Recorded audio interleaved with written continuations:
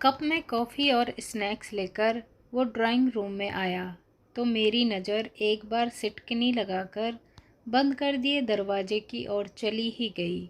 वो पहले से ज़्यादा असहज हो गया। सफाई सी देती हुई आवाज़ में बोला, दरवाज़ा खोलकर नहीं बैठ सकते? खिड़कियाँ तो खुली ही है। हवा को क्रॉस मिल गया तो।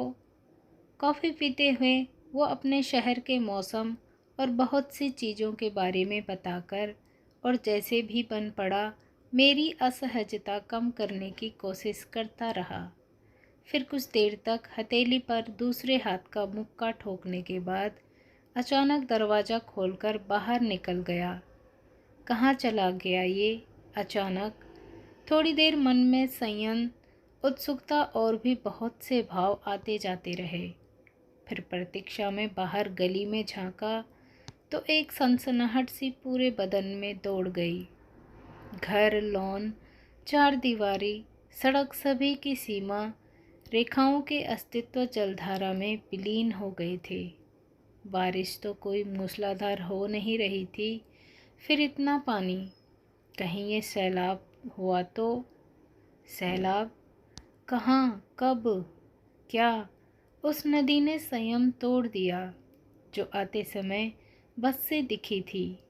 जगत की प्यास बुझाने को आकुल, प्रफुल्लित, स्वच्छंद, उत्साहित, बहती, पर थी तो अपनी सीमा रेखाओं के भीतर ही।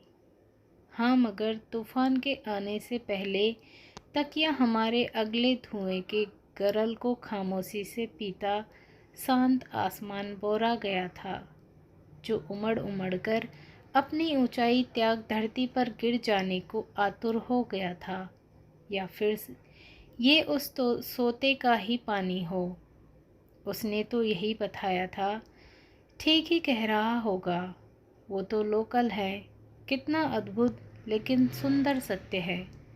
ऊपर से कठोर चट्टानों के भीतर निर्मल नीर की ये तरल धारा प्रवाहित होती रहती है। कभी कभी कहीं उन्हें फोड़कर बाहर निकल आती है सूर्य दर्शन करने, सांस लेने, और फिर कुछ दूर चलकर उन्हीं पर्वतों के भीतर समा जाती है। मैं उस अजनबी के घर में अकेली थी, जिसके यहाँ बाहर आए तूफान से बचने के लिए कुछ देर पहले शरण ली थी। दिमाग में ये वाक्य आते ही मन ने प्रतिरोध किया। क्या वाकई ये अजनबी है? क्या वाकई सिर्फ एक घंटा साथ बिताया है हमने? इस एक घंटे में मुझे सहज करने और सुविधाजनक स्थिति देने के लिए क्या नहीं किया उसने? हकीकत में तो ऐसा होता नहीं। जिन रिश्तों की डोर में बंधकर बरसों गुजारे हैं, उनमें आज तक कभी कुछ भी इतना सहज और साधिकार हुआ है क्या? इतना दोस्ताना? सहसा मुझे लगने लगा था कि मैं इंसान न होकर किसी उपन्यास की पात्र हूँ।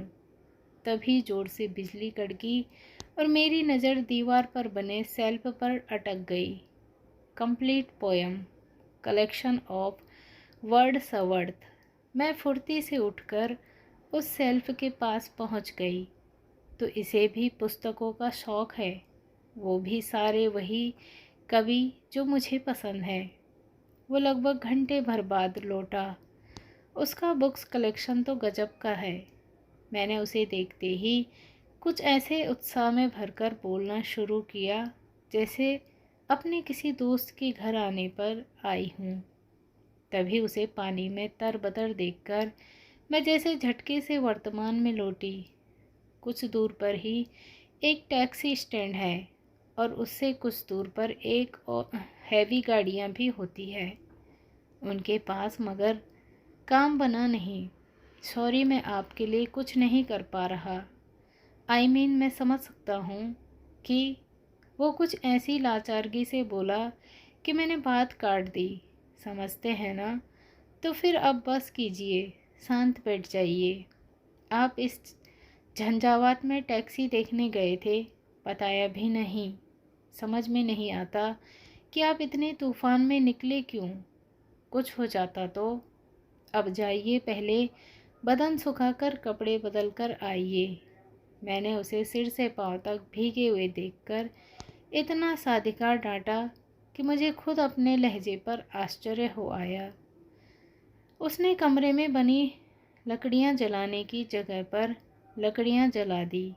एक कंबल खुद लेकर एक मुझे देते हुए एक बार खामोश निगाहों से खुली खिड़कियों की ओर देखा, जैसे बंद करने की इजाज़त लेना ज़रूरी हो और इजाज़त मिलने की उम्मीद बिल्कुल न हो। मैंने नज़रें बचाकर पुस्तक में गाड़ दी। मेरी नज़रें पुस्तक पर थी, पर उसके चेहरे पर आई मुस्कान में महसूस कर रही थी, जिसमें लिखा था, इससे क्या होगा?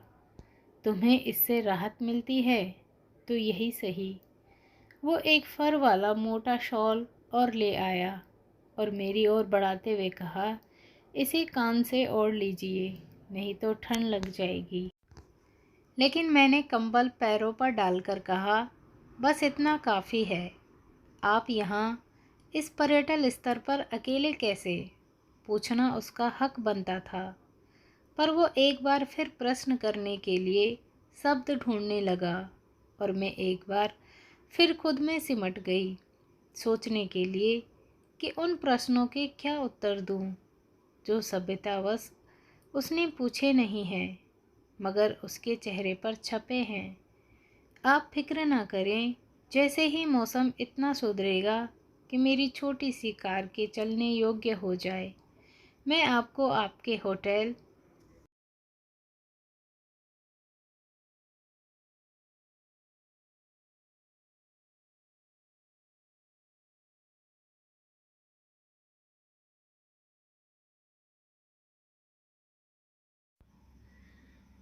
छोड़ आऊँगा। मेरी आंखों में एक संकोच भरा धन्यवाद उभर आया, तो उसने बात टाल दी। आपके फेवरेट पोएट भी वर्थ सवर्थ हैं शायद। हाँ, उनकी सारी कविताएं जुबानी याद है मुझे। पन्ने पलटते हुए एक जगह उंगलियां रुक गई। बेसाख्ता मेरी जुबान मेरे प्रिय कवि की कविता गुनगुनाने लगी। उसने पैर समेटकर पालथी मार ली। कुसंस गोद में रखकर उन पर कोहनी टिकाकर हथेली पर चेहरा टिका दिया। उसकी आंखों में कौतूहल था, होठों पर प्रशंसा वाली मुस्कान और मुद्रा में बोलते जाने का अनुग्रह था। मेरी वाणी को प्रबल मिल गया। कुछ देर बाद मैंने देखा, उसके चेहरे के भाव शून्य में कुछ ढूंढने लगे थे। मेरी वाणी ठिठक गई। मैं अक्सर सोचता हूँ कि इन पंक्तियों का मतलब केवल वही नहीं जो सीधे से है, कुछ और भी है, कुछ बहुत गहन, जो शायद मेरी समझ में नहीं आता। एक नहीं, कई गहन मतलब है, जैसे। और मेरी वाणी का एक बार फिर गति मिल गई। वाह वाह, क्या खूब। वैसे तो बीच बीच में मैं भी उसके उत्साहित वाक्य मेरा उत्साह बढ़ा रहे थे, पर अंत में वो कूद पड़ा। यही तो मुझे लगता था कि कुछ तो है जो मेरी समझ में नहीं आ रहा। आपने इसे इतने सुंदर शब्दों में बताया कि कैसे धन्यवाद करूं।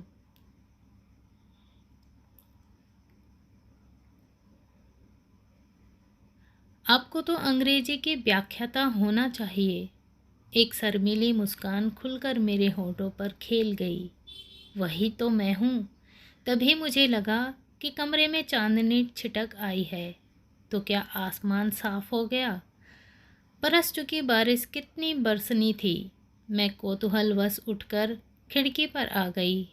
बाहर का दृश्य मैं अपलक निहारती ही रह गई। कई छोटी बड़ी पहाड़ियों को गोद में लिए देवदारों से आच्छादित घाटी क्षितिज तक फैली थी। आकाश साफ नहीं हुआ था। तीव्र गति से उमड़ते घुमड़ते बादल आसमान में जाने कहाँ भागे जा रहे थे। मुझे लगा मेरे सामने मेरे मन का ही विस्तार फैला पड़ा है। लेकिन जल्द ही हवा के झोंके घुमावदार हो गए और पानी की छींटों के साथ मेरे गाल भिगोने लगे। वो फुर्ती से उठा और मुझे पहले कंबल शॉल की तरह ओढ़ाया, फिर फर वाला शॉल उठाकर मेरे सिर पर डालकर मेरे कानों में घुमाते हुए मुझे उसमें पूरा लपेट दिया। उफ, ये निस्वार्थ फिक्र उस्मा की जाने कितनी सिरहने तन मन से होती हुई आत्मा में उतरती चली गई। अब बारिश निर्द्वंद बरसने लगी थी, बेलगाम, बेफिक्र, मस्त और अलहड़ किशोरी सी। हवाओं ने भी लगता था सारे बंधन तोड़ दिए हों। चर्चा अंग्रेजी साहित्य से, फूलों और फूलों से समूची प्रकृति, प्रकृति से प्यार और प्यार से प्लेटोनिक लव तक पहुंच गई थी। प्लेटोनिक लव की अवधारणा बहुत रोमांचित करती है, मगर इसकी सत्यता पर यकीन नहीं होता। मेरा स्वर अचानक उदास हो गया और आंखों में व्यंग, अविश्वास और निराशा के बादल गहरा गए। आपको लगता है इस दुनिया में ऐसा प्यार होता होगा? बिल्कुल, बस उसे पहचानने की नज़र होनी चाहिए। वो तो दुनिया में इस बारिश की तरह बरस रहा है, नदी निर्झर की तरह बह रहा है। लोग उसे कटोरी में भरने की कोशिश करते हैं, जबकि उसे पाने के लिए सागर जैसा दिल होना चाहिए। अब हम निर्झर के नीचे कटोरी रख देंगे तो वो भर जाएगी क्या? उसने कुछ ऐसे विश्वास के साथ कहा कि मेरा विवादी मन विद्रोह कर उठा, जैसे मेरे मन पर जमे बरसों के बादल भी बरसने को आतुर हो गए।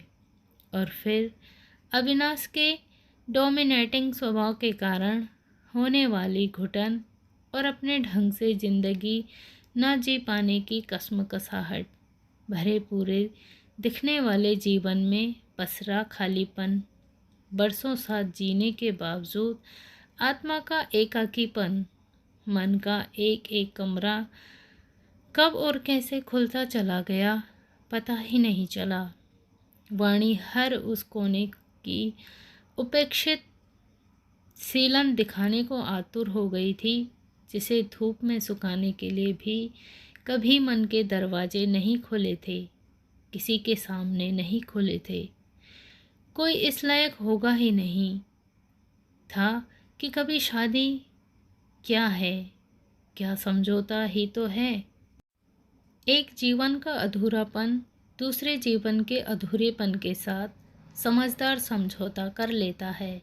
सोचता है कि प्यार पनप जाएगा, लेकिन नहीं, जो जुड़ता नहीं है वो हमेशा दूसरे के उपयोग करने को तत्पर रहता है, और जो टूटने से बचना चाहता है वो खुद को दूसरे के हिसाब से ढालना चला जाता है, और ज़िंदगी इस खुशफहमी में गुजर देता है कि मुकम्मल जहाँ तो किसी को नहीं मिलता। अचानक एक बौछार के साथ कुछ बर्फ़ के टुकड़े आए और मेरे गालों और बालों की लटों पर अटक गए, तो मेरी जैसी तंद्रा सी भंग हुई। मैंने अचकचाकर खिड़की से निगाह हटाकर खुद को देखा। मेरे हाथ शॉल और कंबल से बंधे थे। तभी मेरी निगाह उसकी ओर गई। उसके चेहरे पर वही मुस्कान और बोले जाने का अनुग्रह सा था, और वो मेरी ओर हाथ बढ़ा रहा था। तब अचानक ध्यान आया कि मैं खुद से नहीं, उससे बात कर रही थी। मैं भूल गई थी कि मुझे हाथ बाहर निकालकर चेहरे से बर्फ़ पोंछनी है। मैं कहाँ हूँ, किससे बात कर रही हूँ, कितना कुछ बोल गई हूँ। ये क्या हो गया था मुझे? मेरे चेहरे पर तीव्र गति से भागते बादलों की तरह जाने कितने भाव आने जाने लगे। मेरी आँखों में दो मोटी बूंदें छलक पड़ी। उफ, इतनी ठिठुरती ठंड में ये कौन सी तपिश थी जिसने मेरे हृदय में जमी पीर को वाष्पित कर दिया था। बाहर से तूफान से बचने के लिए ये कौन सा तूफान मोल ले लिया था मैंने। शायद मेरे भाव मेरे चेहरे पर पढ़ लिए थे उसने, और फिर जैसे मेरी असहजता को सहजता में बदलने की खामोश प्रतिबद्धता। आपकी विस्तारित आँखों में ओस की पहली बूंद सा तारल्य है। स्नग्ध होठों पर दुनिया की सबसे सुंदर मुस्कान। चेहरे पर बालपन सी कौतूहल भरी मासूमियत और पूरे व्यक्तित्व में उन्मुक्त पंक्तियों सी सहजता है। बिल्कुल वर्ड स्वर्थ की नायिका की तरह प्यारी सी, सहज, सरल, निर्भय और निर्धन और निश्चल। आपसे मिलने से पहले मैं भी कई समीक्षकों की तरह यही सोचता था कि वर्ड स्वर्थ की प्रेयसी या नायिका वास्तविकता न होकर सिर्फ उनकी कल्पना थी। मगर आपको देखा तो यकीन आ गया कि कोरी कल्पना नहीं है, वो सम्मोहक सौंदर्य। और मेरा मानना है कि आपके शरीर का ये सौंदर्य आपके खूबसूरत मन का ही प्रतिबिंब है, जो जी में आता है कि उसको छू कर देख लूं। आप हैं भी या? उसने अपनी उसी सम्मोहक मुस्कान के साथ एकटक मुझे देखते हुए 2 कदम आगे बढ़ाकर उंगलियों के पिछले हिस्से से मेरा स्कार्फ हटाकर उससे ही बहुत हौले से मेरे गालों और बालों से बर्फ़ पोंछ दी। जाने कितनी बिजलियां दौड़ गई शरीर में एक साथ। उसने मेरे गाल ही नहीं छुए, मेरे वजूद को भी छू लिया था। उसे तो पता नहीं, पर मुझे आज मेरे होने का एहसास हो गया। सिर्फ होने का ही नहीं, बहुत विशिष्ट, अतुलनीय होने का एहसास हो गया था। जाने कितनी देर मेरी अचकचाई आंखें उसकी आंखों में जाने कौन सा अनदेखा अनजाना सच तलाशती रही। उसमें साफ लिखा था कि उसने ही नहीं, मैंने भी उसे कहीं बहुत गहरे छू दिया। उफ, क्या कर डाला है मैंने अपने मन को अनावृत करके। मुझे लगा मेरी आंखें किसी आसन्न खतरे से सहम गई है। फिर लगा नहीं, वो किसी किशोरी की भांति प्रथम पढ़ने के प्रथम स्पर्श के भाव से झुक गई है। मैं अपने गालों पर दहकते अंगारे महसूस कर रही थी, पर नहीं जानती थी कि वो भय से आरक्त थे या लज्जा से। उसके बाद खामोशी इतनी मुखर हो गई कि उसे शांत करने के लिए कुछ बोलना ज़रूरी हो गया। सुबह 7 बजे की बस है मेरी। बड़ी मुश्किल था। फिर लगा उसकी आंखें आकाश बन गई या फिर समंदर, जिसके विस्तार की कल्पना भी नहीं की जा सकती। लगा मैंने जो कुछ भी नहीं कहा उसने सब सुन लिया है। हमारी आंखें एक दूसरे की आंखों में एकटक देख रही थी। लगा जैसे आसपास कुछ भी नहीं था। वक्त ठहर सा गया था, जैसे फूलों पर मंडराती तितली या हवा में हिलता गुलाब सब स्थिर हो गए थे। या मेरे और उसके अलावा इस ब्रह्मांड में और कोई है ही नहीं।